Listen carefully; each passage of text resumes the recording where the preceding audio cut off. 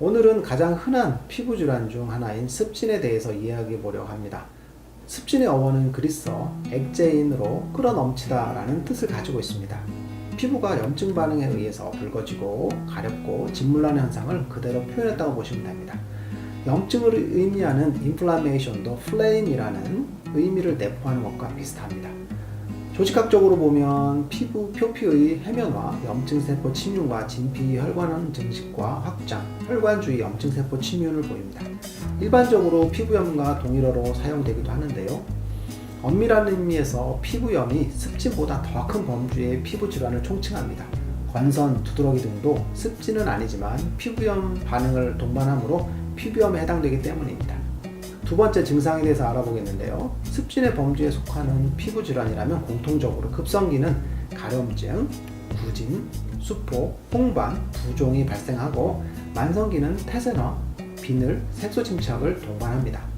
여기서 태생화란 피부의 염증 반응에 의해서 피부가 코끼리 피부처럼 두껍고 거칠고 때가 낀 듯한 피부로 변하는 증상을 의미합니다.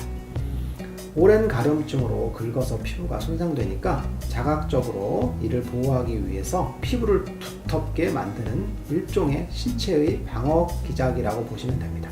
종류 및 감별에 대해서 알아보겠습니다. 사실 습진에 해당하는 피부 질환이 매우 많습니다. 이런 종류가 습진이고 각 질환별로 이런 차이가 있다는 정도는 눈에 익히시면 될 것 같습니다. 피부 질환의 정확한 진단 및 감별은 반드시 전문가의 진찰이 필요합니다. 첫 번째, 아토피 피부염. 환자분들에게 습진으로 치료받으시려고 내원하시면 선생님 이거 저 아토피 아니에요? 라고 문의를 많이 하십니다. 하지만 이런 경우 아토피 피부염보다는 단순 습진인 경우가 많습니다. 왜냐하면 아토피 피부염은 90% 이상이 5세 이하인 소아기에 첫 발병하기 때문입니다. 아토피 피부염을 한의학적으로 태열이라고 하는 이유가 바로 이런 이유 때문입니다. 따라서 아토피 피부염은 발병 시기와 발병 양상 등이 매우 중요합니다.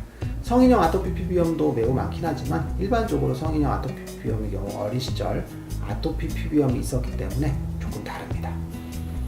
또한 아토피 피부염은 전형적인 특징이 있습니다. 진단 기준을 살펴보면 어떤 것이 아토피 피부염인지 알 수 있습니다. 총 4개의 주증상 중 2개 이상, 14개의 부증상 중 4개 이상이 동반되는 경우 아토피 피부염이라고 진단합니다. 주증상으로는 가려움증, 2세 이하에서는 사지 신축 부위, 2세 이상에서는 사지 굴축 부위의 전형적인 피부염 증상. 세 번째, 개인 및 알레르기 가족력, 아토피, 천식, 알레르기성 비염입니다. 아토피 피부염은 습진 중 증상 정도가 가장 심하여 치료기간도 습진 중 가장 길기 때문에 아래 설명드릴 다른 습진과 동반되는 경우가 많습니다. 습진의 최고봉 아토피 피부염인 이유는 증상 자체가 매우 완고하고 심하기 때문입니다. 두 번째, 지루성 피부염. 지루성 피부염은 발병 부위가 매우 중요합니다. 피지선이 주로 많이 분포하는 얼굴, 두피, 가슴 등 부위에 만성적으로 생기는 습진입니다. 다른 부위에 발생하는 것은 지루성 피부염이 아닐 가능성이 매우 높습니다. 두피가 가렵고 비듬이 잘 생기고 뽀로지, 모낭염이 잘 생겨 간혹 두피가 아프다고 호소하시면서 내원하시는 분들이 많으신데 대개 두피 지루성 피부염입니다. 두피의 피부염이 오래 지속되다 보면 머리털이 자라는 모낭 부위까지 염증이 생기고 오래되면 모낭이 파괴되어 2차 탈모로 겪게 됩니다. 다행히 치료가 잘 되면 다시 모낭이 재생되어 평생 대머리 걱정 안 하셔도 됩니다. 셋째, 알레르기, 접촉 피부염. 병명 그대로 무언가에 접촉하여 알레르기 반응에 의해 피부에 염증이 생기는 습진입니다. 대표적인 것으로는 금속 알러지에 의해서 목걸이나 팔찌가 닿는 부위에 발생하고 다음 부위만 염증 반응이 유발되기 때문에 닿는 모양 그대로 비슷하게 생기는 경우가 많습니다. 이외에도 복숭아, 원나무, 특정 풀에 의해서 발생하는 접촉 피부염은 신체 다양한 부위에 산발적으로 나타나게 됩니다.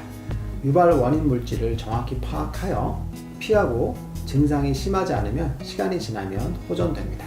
넷째, 화폐상 습진. 화폐 모양을 닮았다고 해서 붙여진 이름입니다. 글자 그대로 동전과 같이 경계가 명확한 원형의 홍반성 반을 특징으로 하는 습진입니다. 주로 손등, 발등, 정강이, 둔부, 가슴 및 유두부에 발생합니다. 가려움증이 심하여 스테로이드나 항히스타민제에 잘 반응하지 않습니다. 다섯째, 건성습진. 요즘 같은 겨울철에 흔히 발생하는 건성습진입니다. 피부에 건조증이 심하여 표면에 열창과 비늘을 보이는 습진성 질환입니다. 피부 표면의 지질 성분이 감소하여 발생하는 것으로 추정되며 건조한 겨울 뜨거운 물에 강한 비누를 자주 사용하거나 목욕을 오래 하는 사람에게 잘 발생합니다. 주로 노인 환자층이 많으며 특히 정강이 부위에 건조하여 미세한 비늘이 보이고 가려움증도 심한 편입니다. 만성 신부전증, 간질환, 당뇨병, 갑상선 질환, 림프종과 같은 전신질환과의 2차적으로 발생하는 경우도 있으니 보다 자세한 진찰이 필요할 수 있습니다. 여섯째, 한포진. 손바닥과 발바닥 표피 내에 작은 물집을 형성하는 재발성 습진성 질환입니다. 80% 이상은 주로 손에서 발생하고 손바닥에 땀이 많이 나는 다한증 있는 사람에게 발병할 확률이 훨씬 높습니다. 주로 양손바닥에 대칭적으로 발생하여 붉은 홍반은 잘 없으나 물집이 생기고 가려움증이 매우 심합니다. 수부습진, 흔히 주부습진이라고 불리는 습진입니다. 설거지를 많이 하거나 화학약품을 자주 취급하는 군에서 발생합니다. 큰 범주에서는 알레르기 접촉 피부염이라고 볼 수 있습니다. 학계 보고에 따르면 니켈에 대한 과민성이 만성 수부습진의 원인으로 알려져 있습니다. 지금까지 다양한 습진성 피부질환에 대해서 살펴보았습니다. 알레르기성 접촉 피부염을 제외한 나머지 습진은 모두 원인이 내인성입니다. 즉 발병 원인이 밖에 있는 것이 아니라 내 몸 안에 있는 것을 의미합니다. 따라서 오랜 스테로이드나 항히스타민제 사용에도 반응이 없거나 계속 재발하는 경우가 많습니다. 왜냐하면 이런 치료법들은 단지 증상의 완화를 위한 대증 치료이기 때문입니다. 근본 원인은 내 몸 안에 있는데 자꾸 피부만 보고 치료하니까 치료가 잘 안 되고 재발이 많은 것입니다. 아마 오래 피부 질환으로 고생하신 분들은 이게 어떤 의미인지 이해하실 겁니다. 한의학적 관점에서 습진의 근본 원인은 열대사 장애와 면역 혼란입니다. 몸에서 열이 과잉 생산되거나 배출이 잘 되지 않아 피부 쪽으로 열이 쏠리게 되면 다양한 피부 증상을 나타나게 되는 것입니다.